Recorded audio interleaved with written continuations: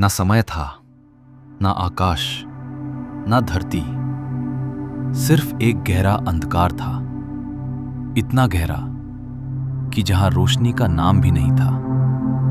ना कोई ध्वनि, ना कोई गति, जैसे पूरा ब्रह्मांड सो रहा हो। लेकिन इस शून्य में भी कुछ था, एक शक्ति जो सब कुछ बदलने वाली थी। वो शक्ति न पुरुष थी, न स्त्री, वो रूप से पारे थी। वो थी आदि शक्ति। न उसका जन्म हुआ था, न कभी होगा। वो अनंत थी, वो अमर थी, वो ही शुरुआत थी, वो ही अंत थी। अचानक उस अंधकार में एक कंपन हुआ, जैसे शून्य टूट रहा हो। एक रोशनी जन्म लेने वाली थी, एक तेज, एक प्रकाश जो धीरे धीरे बढ़ने लगा। और फिर उस रोशनी से प्रकट हुई आदि शक्ति। उनकी आंखें खुली और उसी पल ब्रह्मांड का जन्म हुआ। उन्होंने धीरे से कहा, मैं एक हूं, पर मुझे अनेक बनना होगा। यही से शुरू होती है सृष्टि की कहानी। यही से जन्म लेंगे ब्रह्मा, विष्णु, महेश। आदि शक्ति ने आंखें खोली और उनकी दृष्टि से ब्रह्मांड में कंपन होने लगा, जैसे खुद शून्य जीवित हो उठा हो। उन्होंने अपने हाथ उठाए और एक दिव्य ऊर्जा को जन्म दिया। वो ऊर्जा धीरे धीरे 3 भागों में बंटने लगी। पहला रूप शांत, स्थिर, रचना का स्वरूप।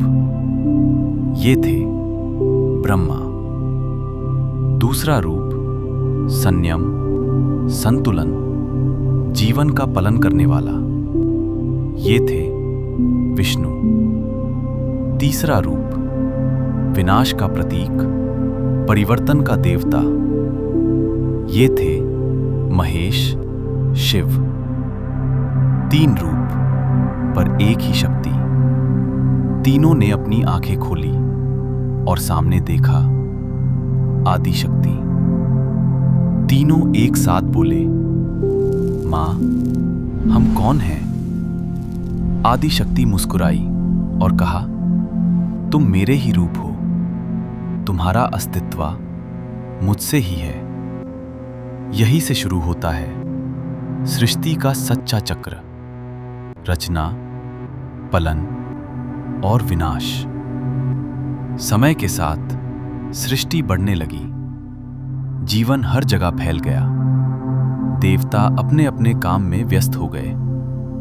ब्रह्मा रचना कर रहे थे, विष्णु पालन कर रहे थे और महेश विनाश के लिए तत्पर थे। सब कुछ ठीक चल रहा था, लेकिन धीरे धीरे एक बदलाव आने लगा। देवता अपनी शक्ति का मूल भूलने लगे।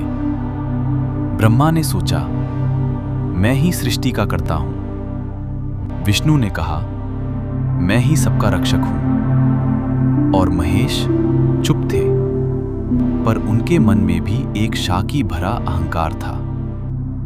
तीनों देवता अब अपने आप को सबसे बड़ा समझने लगे। उन्हें लगा उनकी शक्ति उनकी अपनी है। ये सब देख रही थी आदि शक्ति।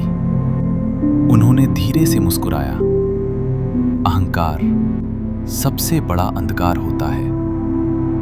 आदि शक्ति ने सोचा, अब समय आ गया है उन्हें सत्य दिखाने का। एक पल में सब कुछ बदल गया। न रोशनी, न ऊर्जा, न शक्ति। ब्रह्मा, विष्णु, महेश अंधकार में खो गए। उन्हें समझ नहीं आया ये क्या हो रहा है। चारों तरफ अंधकार था, न कोई रोशनी, न कोई ऊर्जा। ब्रह्मा, विष्णु और महेश इस शून्य में भटक रहे थे। उन्हें समझ नहीं आ रहा था कि उनकी शक्ति कहाँ चली गई।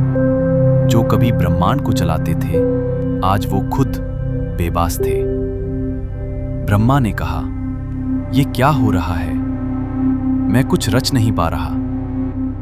विष्णु बोले, मैं किसी का पालन नहीं कर पा रहा। महेश चुप थे। महेश ने धीरे से आंखें बंद की और कहा, ये हमारी शक्ति का अंत नहीं, ये किसी और की इच्छा है।